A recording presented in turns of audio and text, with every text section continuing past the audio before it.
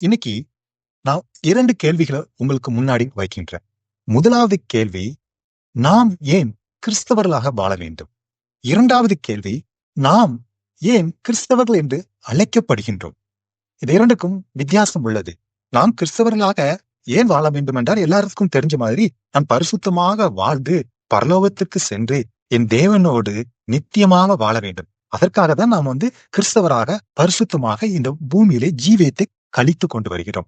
இதுதான் நம்மளுக்கும் தேவனை அறியாத புறஜாதிக்கும் உள்ள வித்தியாசம்.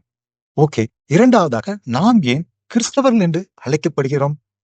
எல்லாரும் சொல்லலாம், நம் கிறிஸ்துவை பின்பற்றுவதால் நாம் கிறிஸ்தவர்கள் என்று அழைக்கப்படுகிறோம். அல்லது கிறிஸ்து அவன், அதாவது என்னை பார்த்தால் கிறிஸ்துவை பார்க்க வேண்டாம், அதாவது கிறிஸ்துவனுடைய குணநலன்கள் பண்புகள் எல்லாம் என்னிடத்தில் பிரதிபலிப்பதனால் நான் கிறிஸ்தவன் என்று அழைக்கப்படுகின்றேன்.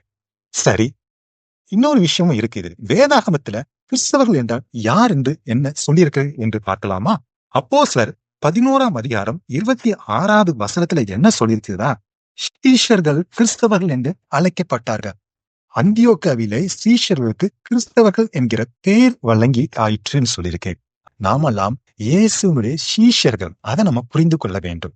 நாம் இயேசுனுடைய சீஷர்களாக இருப்பதனால் சீஷர்களுக்கு இருந்த என்னென்ன பண்புகள் இருந்ததோ, பரிசுத்தம் இருந்ததோ, வல்லமை இருந்ததோ, ஊழியத்துல எப்படி ஈடுபட்டாங்களோ அந்தந்த குணநலன்கள் எல்லாம் நமக்கு இருப்பதனால் நாம் கிறிஸ்தவர்கள் என்று அழைக்கப்படுகிறோம். இந்த ஒரு பேக்ரவுண்ட்ல தான் நம்ம இன்னைக்கு உள்ள மெசேஜுக்கு போக போகிறோம். இன்னைக்கு நம்ம பார்க்க போகிறது, பரிசுத்த ஆவியானவர் தேவையா இல்லையா?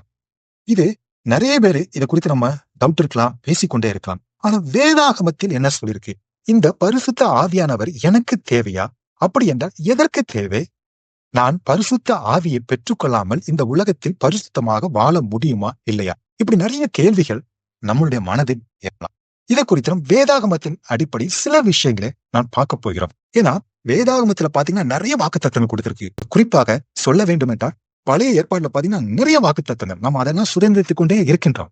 ஆனா புதிய ஏற்பாட்டை பொறுத்தீங்கன்னா 2 வாக்குத்தத்தம் தான். நம்ம புதிய ஏற்பாடு சபைக்கு நம்ம ஆண்டவர் கொடுத்த வாக்குத்தத்தம் 2 முக்கியமான வாக்குத்தத்தம். அந்த 2 முக்கியமான வாக்குத்தத்தத்தை நோக்கிதான் நம்முடைய வாழ்க்கை, நம்ம ஜீவியம் இந்த உலகத்துல நடந்து கொண்டிருக்குதுங்க. ஏன்னா இந்த 2ம் ஒன்னோடு ஒண்ணு லிங்க் ஆனது. அந்த வாக்குத்தத்தம் என்ன? முதலாவதாக 1 யோவான் 2ஆம் அதிகாரம் 25ஆம் வசனத்துல என்ன சொல்லியிருக்காருன்னா, நித்திய ஜீவனை அளிப்பேன் என்பதே அவர் நமக்கு செய்த வாக்குத்தத்தம். அதாவது பரலோகத்தை கொடுக்கிறதாங்க நம்மளுக்கு கொடுத்திருக்கிற ஆண்டவர் கொடுத்திருக்கிற வாக்குத்தத்தம்.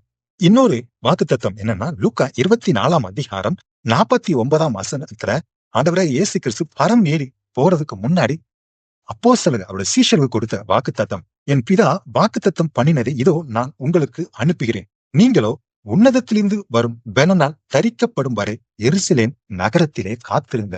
ஆமாங்க, 2வது கொடுத்த வாக்குத்தத்தம் பரிசுத்த ஆவியானவர். அந்த பரிசுத்த ஆவியானவரை நீங்க பெற்றுக்கொள்ளும் வரை நீங்க எருசலேமிலே தரித்து இருங்கள் அப்படின்னு சொல்லுறாரு. அப்படி தரித்து இருந்த அப்போஸ்தலர்கள் 1ஆம் அதிகாரத்திலே பரிசுத்த ஆவியானவரை பெற்று கொண்டார்கள்.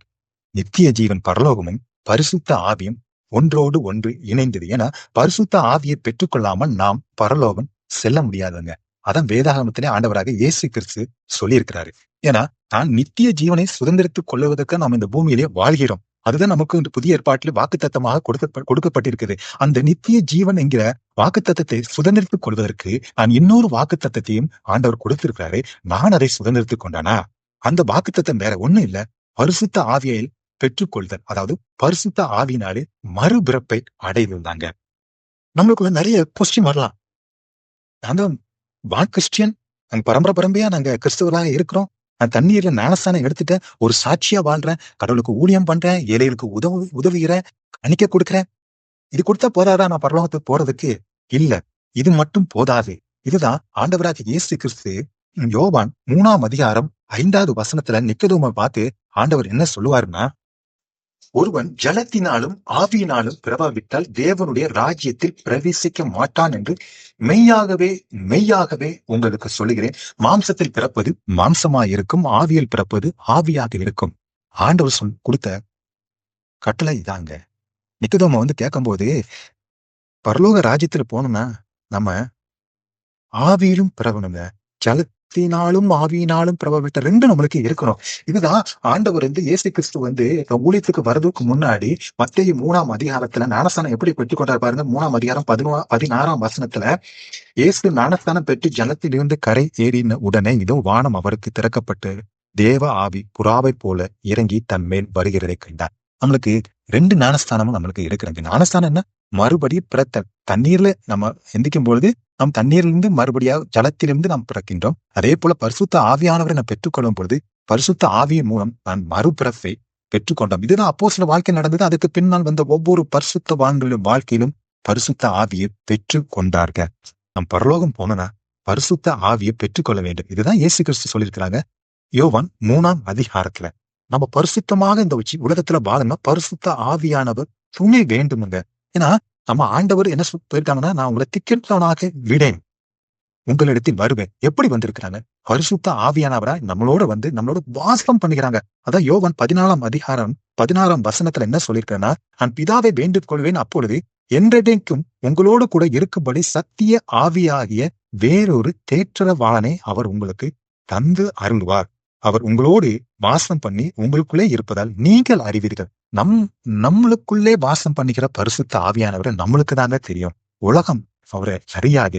அப்படி பரிசுத்த ஆவியானவர் நம்மிடத்தில் வரும் பொழுது அவர் என்ன பண்ணுவாரு? யோவான் 16ஆம் அதிகாரம் 13ஆம் வசனத்துல என்ன சொல்லியிருக்கிறாருன்னா, சத்திய ஆவியாகிய அவர் வரும் பொழுது சகல சத்தியத்திற்கும் உங்களை நடத்துவார். அவர் தம்முடைய சுயமாய் பேசாமல் தாம் கேள்விப்பட்டவைகள் யாவையும் சொல்லி வரப்போற காரியங்களை உங்களுக்கு அறிவிப்பார்.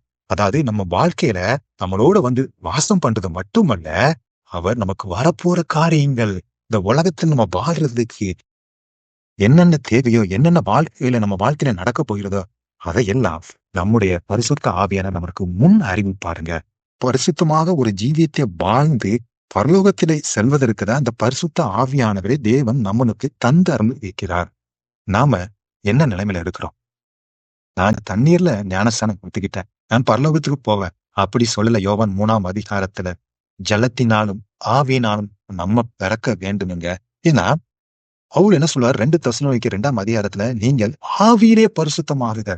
ஆவி இல்லாம நம்ம பரிசுத்தம் ஆக முடியாது. பரிசுத்தம் இல்லாமல் ஒருவரும் தேவனை தரிசிக்க இயலாது. அந்த பரிசுத்தம் எப்படி பூரண பரிசுத்தமா இருக்கும்? ஏன்னா பரிசுத்தம் உள்ளவன் இன்னும் பரிசுத்தமாகட்டும். சேவனோட வாழ்க்கையை பாருங்க. மனிதனை தேவ தூதரை விட ஆண்டவர் சற்று சிறியவனாக படைத்தார். ஆனால் சேவான் எப்படி ஆவின நிறைந்த மனுஷன். அவனை அந்த அடுத்தவனா பார்க்கும் பொழுது அப்போஸ்தலர் 7ஆம் அதிகாரத்துக்கு அவன் முகம் தேவ தூதன் முகம் போல இருக்கிறது. அடுத்தது அதோட பரிசுத்தம் ஆகும்போது அவன் இந்த உலகத்துல வாழ தேவையில்லைன்னு ஆண்டவரே எந்திரிச்சு நின்று வரவேற்று அவனை எடுத்துக்கொண்டாருங்க. அதே போலதாங்க பரிசுத்தம் இல்லாமல் ஒருவனும் தேவனை தரிசிக்க முடியாது. அப்படி பரிசுத்தமாக வாழ்வதற்கு பரிசுத்த ஆவியானவர் தேவை. பரிசுத்த ஆவியானவர் இல்லாமல் நான் தேவனுடன் செல்ல முடியாது, பரலோகத்திற்கு செல்ல முடியாது. இப்போ நம்ம பரிசுத்த ஆவியானுடைய முக்கியத்துவத்தை நாம உணர்ந்து கொண்டோம். இதுவரைக்கும் நம்ம எப்படி இருந்தோமோ அதை நம்ம விட்டுருவோம். இப்போ வேதத்துல எப்படி சொல்லியிருக்கு? ஆண்டவர் இயேசு கிறிஸ்துவே சொல்லியிருக்காரு. ஏன்னா யோவான் 3ஆம் அதிகாரத்துல மெய்யாகவே 2 தடவை ஸ்ட்ரெஸ் பண்ணி சொல்லிட்டாங்க. ஒரு தடவை மெய்யாகவே இல்லை, இது 2 தடவை மெய்யாகவே என்று சொல்லியிருக்காங்க. அது எவ்வளவு முக்கியத்துவம் நம்மளுக்கு தெரியுதா? ஏன்னா இது வாக்குத்தத்தம்.